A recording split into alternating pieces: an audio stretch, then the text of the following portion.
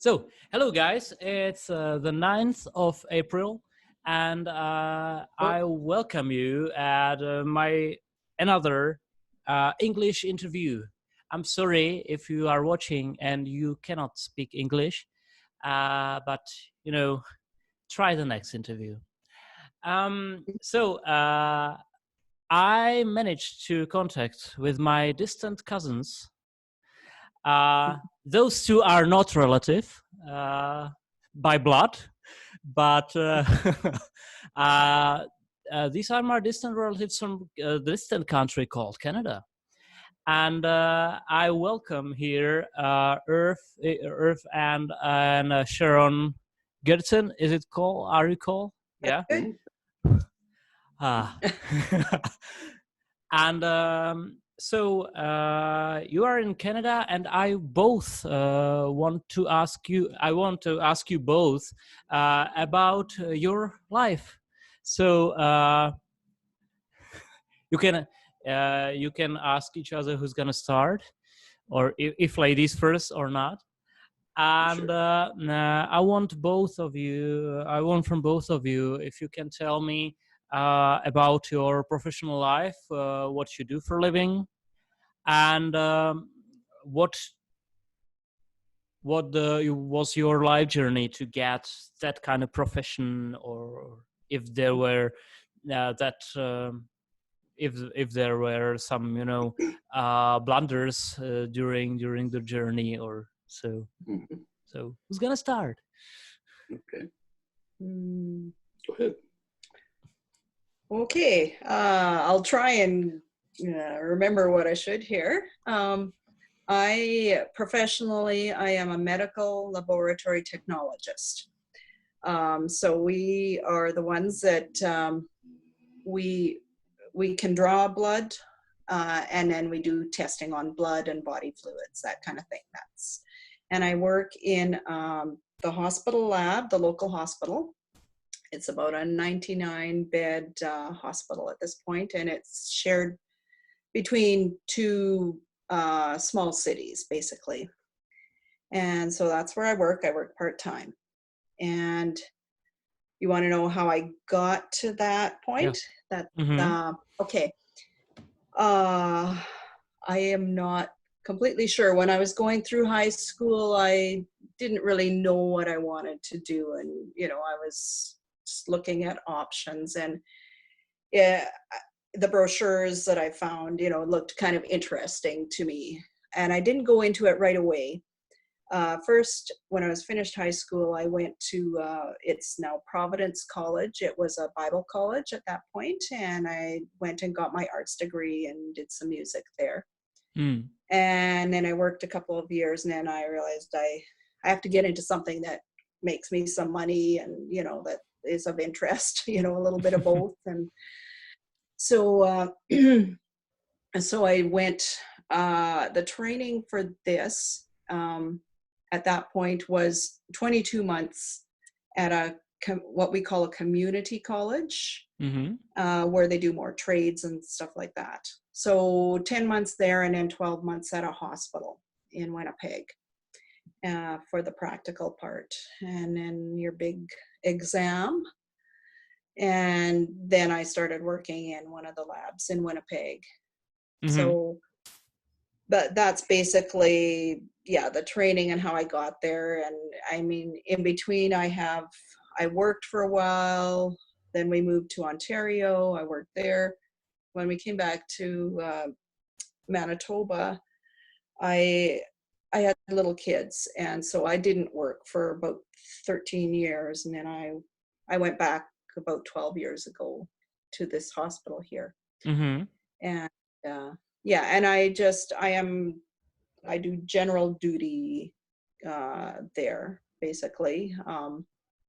So I, because it's a smaller lab, I do some of the chemistry, some of the hematology, and, some blood collection and data entry on stuff and all sorts of things like that. So that's kind of what I do, I guess.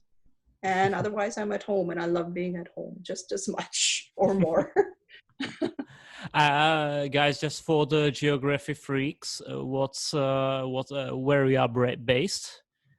Okay. We live just outside of a small city called Morden, Manitoba. Now, Manitoba's in the center, it's the center province from east to west, the center of Canada. And Winnipeg is about an hour's drive northeast of us. 20 minutes. Yeah. Hour and 20 minutes. 100 kilometers. Yeah. Yeah. Oh, you mean to the edge of town? Yes. Yeah, Okay, from edge to edge. Yeah. Yeah. So that's where we are. We're actually just 10 miles from the U.S. border. We're that close to the U.S. So, okay. And we live on a small acreage outside of Morden. So. Okay. And what about your husband? Okay. I'm a mechanical engineer. I work for a company that makes highway transport trailers, and so I work in design and analysis of designs and product development for aluminum trailers. And I've been at this job for about 20 years now, and I took a bit of a zigzag journey to get to engineering. When I was in high school, I guess all through my grade school, I didn't realize it at the time, but I was actually quite a lazy student. And no. Yes, it's true. I spent a lot of my time just staring out the window. But I got through okay. After working for a little bit in various jobs, we had a large family with not that much money, so my parents weren't able to help with the schooling costs so much. But I went to Winnipeg Bible College, as it was called at the time. I took an arts degree in humanities and social sciences.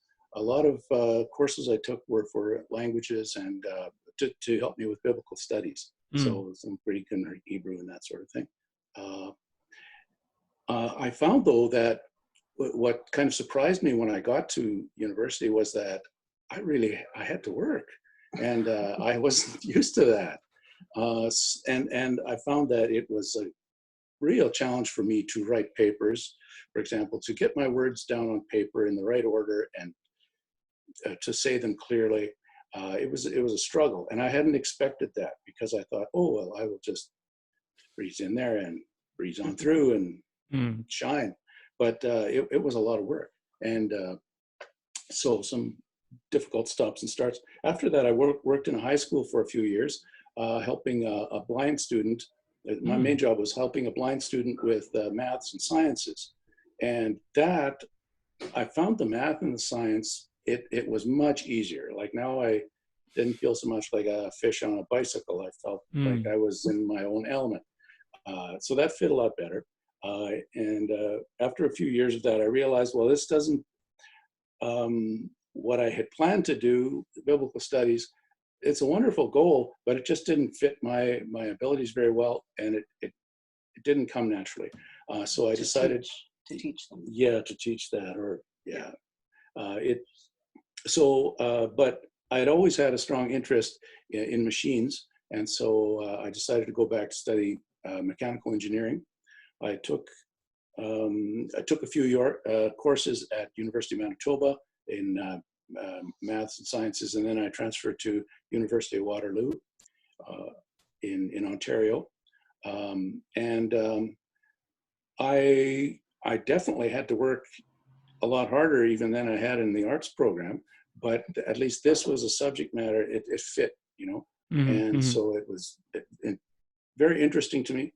And I guess another thing that I found really beneficial about that school was that they have a co-op program where they help line you up with jobs in your area of study, and they rotate throughout the year, so that you'll study for 4 months, work for 4 months, study 4 months, work 4 months. So finishing a degree takes longer, but it's a very good way to determine what parts of that line of work, of that profession, what kinds of work actually interest you, what kinds of work really fit you, and what don't you like, and what is boring? What do you want to avoid? Oh, I will speed up the story here a little bit. Anyway, I finished my engineering studies, came to Manitoba, worked at several different jobs, but yeah, about 20 years ago, I went to the company I'm with now, and have been enjoying it, and it's been good. I'm hoping only about 4 years away from retirement. And the past few weeks, sitting at home, I don't think either of us have really found it to be a hardship, because it's just been very nice. Okay, We're not there yet. okay. He'll ask us questions. Oh yeah, gotta wait for the question. Yeah. Okay, great.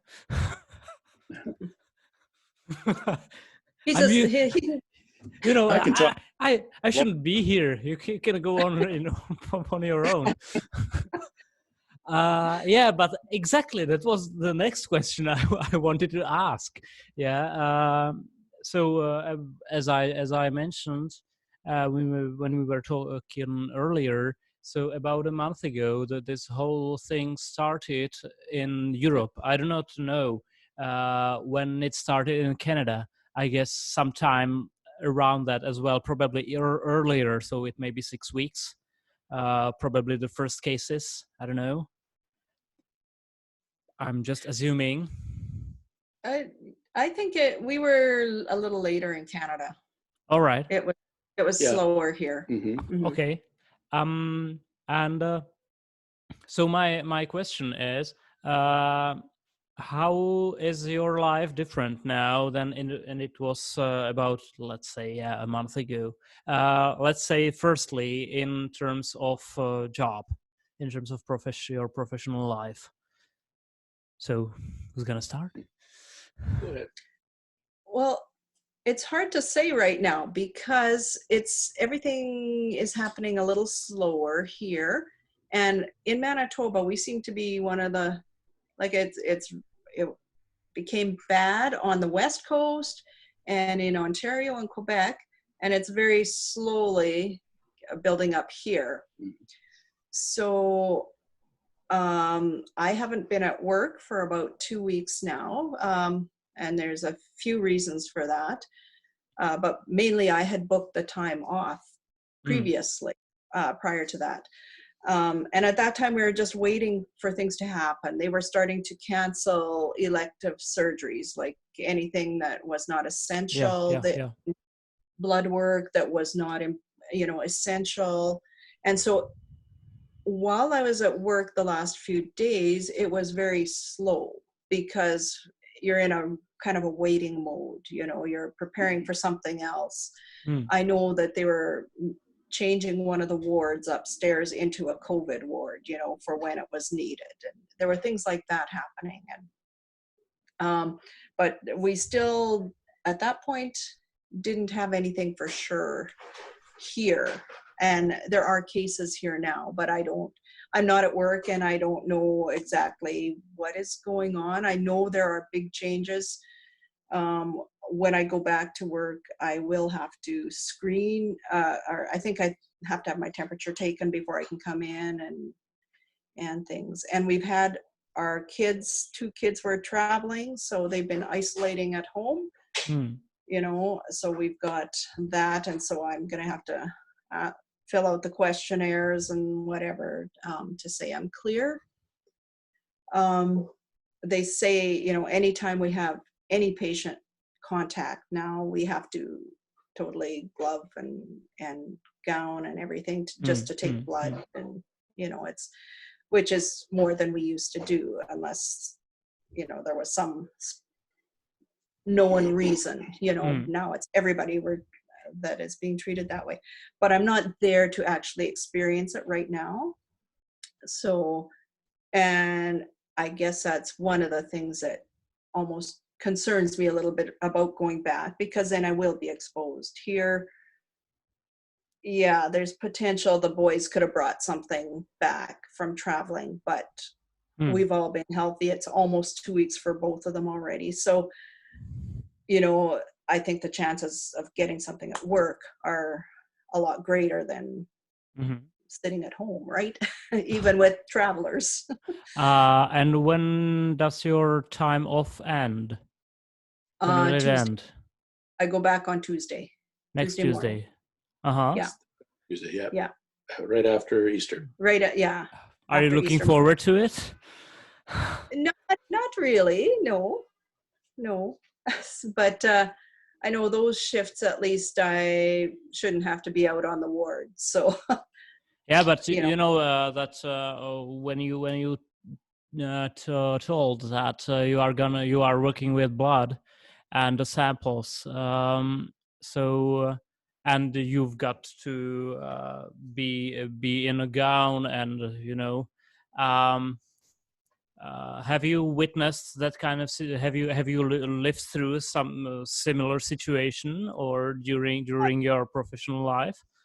Well, not where we had to do it for everybody, but there's always cases where you have to go up and they've got some kind of something that they don't want to transmit, whether it's a respiratory thing or a contagious. And so there are certain patients where you do have to gown and glove, and it's hot and it's, it's more awkward. Yeah. And it takes more time, right? Everything is slower. So, but yeah, in the middle of all this, I had a gallstone attack. And so I ended up in emergency. And so I kind of got to experience it on the other end, because they questioned me before I could even come into the hospital, because they're screening everybody. And as soon as they said, "Do you have any travelers at home?" And I went, "Oh, yeah." So right away, I got the whole isolation thing, on me. So it was interesting. I got to see the other side of it a little bit. So. And it's good that you know what the other part is. Yeah, the other side. Yeah. And still, in Czech Republic, there were some hospitals that became contagious because the patients or the people coming through, coming to the ambulance, or that they did not tell that they were abroad. Yeah, and therefore the whole wards were closed. Yeah, so it's really not that good. No. But yeah. Yeah. Oh, that's unfortunate. So. Yeah, because sometimes the people think that they are the better doctors than the actual doctors. Yeah. Yeah. Met people like that. Yeah. I do not like that kind of people. Yeah. Yeah. And Irv, what about your life now? So you are back in your young days when you were just staring out of the window, or? Yes. Basically. Well, now I guess. Well, they didn't want you to come back to work. Right. Now. That's about it's just over 2 weeks ago now. No, it's almost three. Almost three. Yeah. My company, this situation was developing rapidly in our province of Manitoba. The authorities were talking about, recommending that people stay home if possible, work from home, and especially if we had family members or others who had been out of the country. And so about 3 weeks ago, my company actually wrote up a policy saying that, if you have members of your household who are returning from abroad, then you need to self-isolate at home or work at home if possible. My company, they started setting me up with a laptop and so forth so that I could do my work remotely. However, I have to get my son's attention. I have an apple Danish in the oven, and I don't want him to. I don't want it to burn. So, excuse us here. What? Okay, it's all right. Took it out? Yeah. Is it done? Yeah, slightly burnt, but. Oh, it's a little burnt. It's okay. It'll get better. It smells good. So good. So what is that? Okay. All right. Yeah. What was I Smelling talking it, about? but I really do not smell it. Yeah. I would would tell think- you that it's slightly burned because, but I didn't smell it really. No. So it's just Yeah. basically slightly burned because otherwise I would smell it. Okay. I interrupted myself. They told you not to come to work. Yes, basically, they were setting me up with a laptop. Mm. They're setting me up with a laptop. And then my boss talked to our human resources people and found out that I'd actually been hoarding my vacation time over the years. They don't really want us to do that. They want us to use it up in the year they give it. He said, 53 days, that's just crazy. And so, so he talked me, I don't have to be so specific, dramatic about it. But yes, so I was persuaded to take some vacation time now. And so instead of working from home. And that's actually been really nice because I don't, I can just enjoy my kids being home. Our children are 2 grown sons. One of them had been he was in Australia, in New Zealand.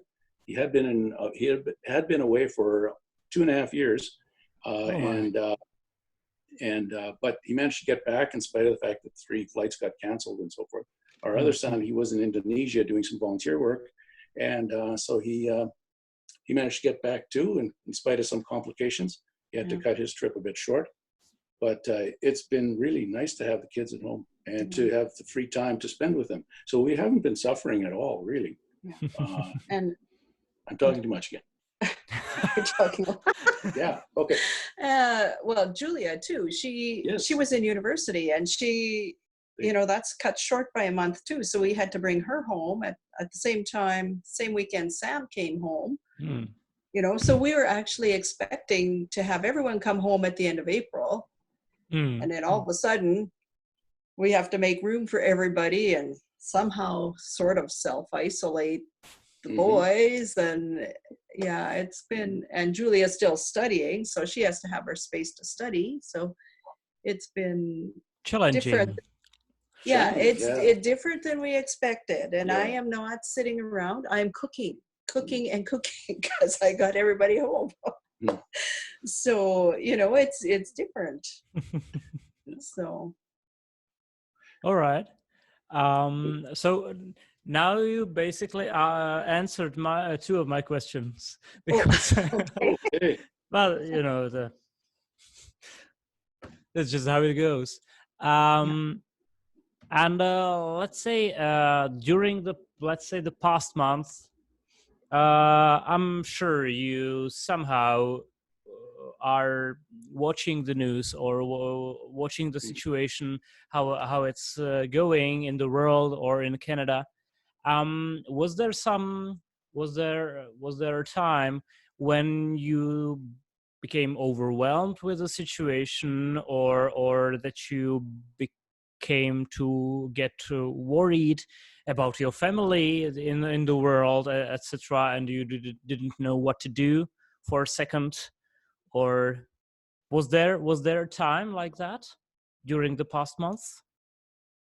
Yeah, I think there was more. It was when we were trying to get the boys home, because you had no idea. Borders were closing all over. Flights, airlines were all of a sudden canceling flights. And, like Nathaniel, he booked 3 different sets of flights because they kept canceling and changing. And Sam, well, he was supposed to go to Cambodia after Indonesia. Of course, he couldn't do that, but then he hadn't booked his flight home yet because this was all new. And all of a sudden he texts us and says, well, I think I have a fever. And we went, oh, now what? Like, do we send him to get checked? What do we do? And well, in the end, his host went and bought a thermometer, or he got a thermometer somehow. Yeah. And he really did have a fever. It was a high fever, but he was, I guess, a day or 2 before, he and the group had been out hiking in the hot sun, and we are pretty sure it was heat exhaustion. So, I mean, he took some Tylenol and he had a nap and a shower and stuff. And by At that moment, that was really probably. by morning, his fever was down. But, you're just, oh no. Yeah, now what? Yeah. And then after that, the next morning, he was, calling, well, does this flight look good? Oh, okay, good. You're better now. Yeah. But now we have to worry about the flights. Can you get home? Can you go through this one, or are they going to close off? Or, Yeah. And that was I found it very stressful because I was still working at that point too. So I'm working and texting people and getting calls at work. And that was hard. Yeah. What helped you at that time? Well, keeping in touch with them was one thing. Internet is wonderful that way. Years ago, you wouldn't have that. I prayed a lot. I prayed. Our faith, I know, helped us through a lot. And friends, and they were sounding boards for one thing, and also they prayed for us as well. Our family prayed. Yeah, I know, and I'm sure that some of those were answers to prayer too, that it just worked out well as well. And in fact, Nathaniel's flights, finally, the day he came home, it was the day my 2 weeks off started. It was just perfect, so. Yeah, it was, I think that's really what helped, what gave us a lot of confidence through the whole thing, just the awareness that God loves our kids even more than we do, and just the confidence that he will look after them. It makes you feel so helpless, he's on the other side of the world. We know that some of the youth hostels that the son had been staying in, they were closing because and the other son experienced, he'd be walking down the street, people would see he's a foreigner, he's not from here, and they'd cover their mouths. A little bit afraid of being near him. And then the fact that he got the heat exhaustion and the sunburn and a fever, that was really disturbing because he's on the other side of the world, and we know the health system here is that they would do what they could for him, but there it's a little more uncertain. I think the health system in Canada is probably better. Yeah, better than there. I know. Yeah. That's what we said. Even if you just get to Vancouver and you have to isolate there, that's better than. That's still better, yeah. Yeah, because out there, he's not a isolation in there. Yeah, that's Yeah. But it's. But yeah, so that's and we worry about our families too. Our parents are older, and so we can't go see them right now, and. Yeah, and that's been a little difficult. I'm used to looking in on my mother. She's 97 now. Oh. And wait a minute, 98? 97. 98. 1922. 1922. 97. 98. 98, all right. Turned 98 recently. Anyway, I've been looking in on her every week, having lunch with her and stuff, and now I haven't been able to go over. But I told her, well, we'll just visit over the phone. And so it's been a little difficult that way. Sharon's parents are also getting older, so we want to be able to keep in touch with them, but we can't do it in person, so it's awkward. It's different, yeah, definitely. It is different, yeah. You asked before whether we'd been in any situation like this in our lives before. Yeah. And I really nothing like this, no. Maybe the only thing which was in some way comparable was in 1997 when we were living in Winnipeg and we had a big flood. They called it the flood of the century. The river was higher then than it had been for a century. And there was a state of emergency, a state of tension in the air where people were volunteering to go stack sandbags and so we were involved in small ways in that. But so and was your house affected back then, or? No, it wasn't in immediate danger. It was about 3 blocks from the river, though. So, but there was a dike between us and the river. Yeah, that was built in by the city. So. And the city had, in years past, established some or built some good flood protection infrastructure there, dikes and so forth, and so there wasn't that much damage to the city, but there was a tense state of emergency in a way. Mm-hmm. But that's the only thing that's anywhere close to this. But in our lifetimes we've never seen anything quite like this. No. Mm-hmm. So we are still learning. Yeah. Yeah. Mm-hmm. Yeah. That's how to stay young. Yes, that's right. Yeah. So and the last question, what every time I have this kind of conversation, that's the question I ask. Can you give the other people who are watching us right now, hopefully, and will afterwards, can you give some piece of advice how to cope with the situation when you are overwhelmed or because the state of emergency is it may be different for various types of people. Yeah, some people cope with the bigger emergencies than this one, and some of them do not cope with the, I don't know, F from maths. Mm-hmm. And so if you have some piece of advice for the people watching how to survive Mm-hmm. and stay sane. Yeah. Yeah. I would say within the restrictions that you have to live with, try to stay connected with the people that are important to you, the people in your life. So if you can't visit in person, then by phone or by Skype or however. Or text, yeah. yes. But keep in touch with them, and also where you can, try to help other people. There are opportunities to volunteer for things. For example, at our local grocery store, they've got lots of volunteers coming in. There's extra cleaning that they're doing right now. There's also the matter of delivering groceries to people who can't get out. There are many things that are just too big for us to tackle, or we're not positioned to be able to. I am not a doctor, I can't help in that way. But if there are small things you can do, it will make things a little bit better for someone else. And you can't solve the whole thing for them, but you can make things a little better, and you can show them that people care about them. And I think that's, if you look for ways to do that, and always bearing in mind that you're not doing them a favor if you bring them a sickness and get breaking these safety rules that are established. But if you can be of help to someone, you can make the situation a little better for them, and then do it. Mm-hmm. Every little help counts. Yeah, that's right. Yeah.